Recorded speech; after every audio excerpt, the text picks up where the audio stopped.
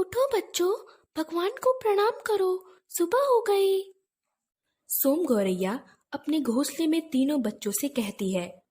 तीनों बच्चे चू चू करके उठते हैं और भगवान को प्रणाम करते हैं और भोजन के लिए चू चू करने लगते हैं। इसने तो जीना हराम कर रखा है, ठीक से सोने भी नहीं देती।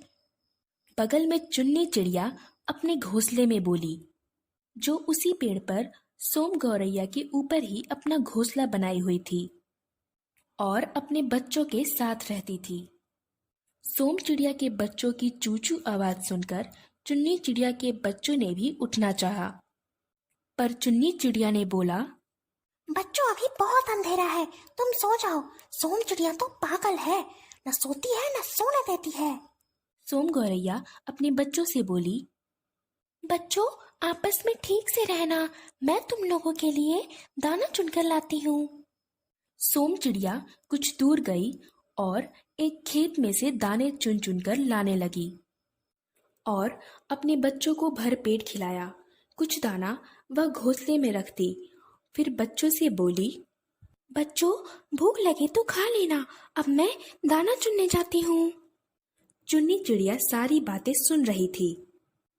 चुन्नी चिड़िया बहुत घमंडी थी।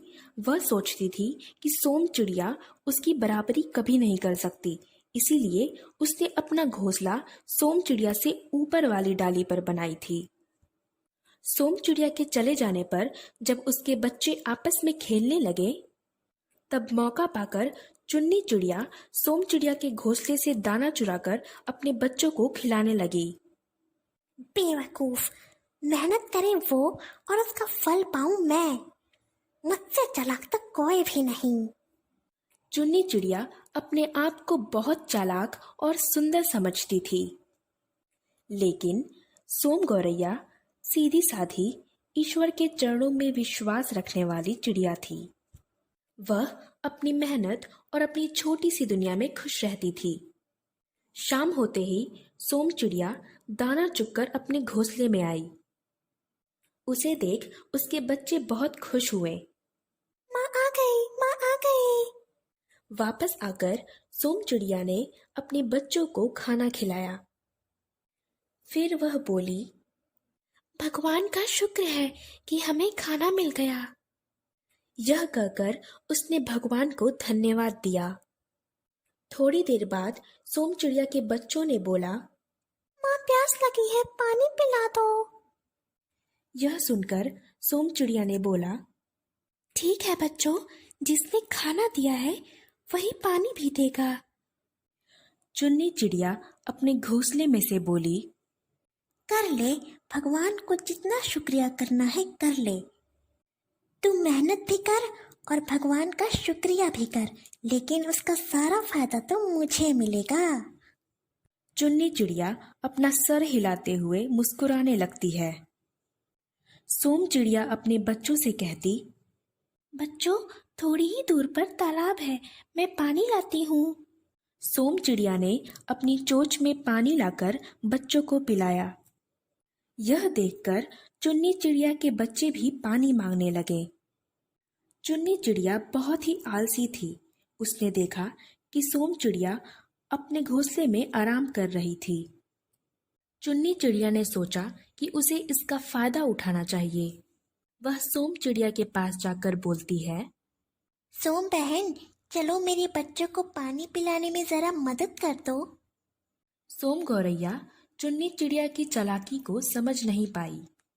उसने बोला, ठीक है बहन, चलो मैं तुम्हारी मदद कर देती हूँ, और तालाब से चोंच में पानी लाकर बच्चों को पानी पिलाया। मदद करके सोम चिड़िया बहुत ही खुश हुई।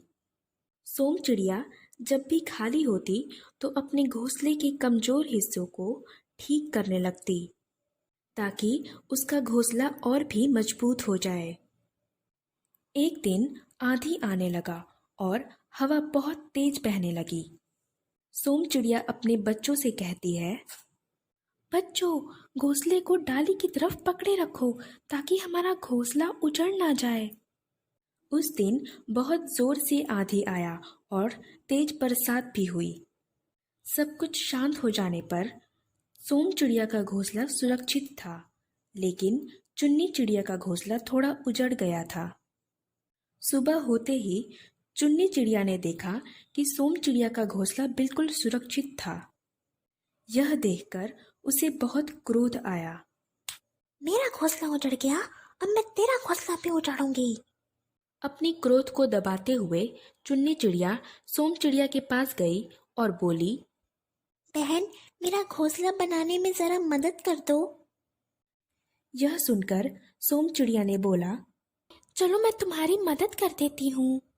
फिर सोम चिड़िया तिनका बिन बिनकर चुन्नी चिड़िया का घोंसला बनवाती है। रोज की तरह सोम चिड़िया ने बच्चों को दाना खिलाया और कुछ दाना घोंसले में रखकर वह दाना चुगने चली गई। यह देखकर चुन्नी चिड़िया सोम चिड़िया के घोंसले से दाना चुराकर अपने बच्चों को खिलाई। फिर मौका पाते ही सोम चिड़िया के घोंसले को नोच नोच कर नीचे गिरा दिया। सोम चिड़िया जब वापस आई तो उसने देखा कि बच्चों के साथ उसका घोंसला नीचे गिरा पड़ा हुआ है।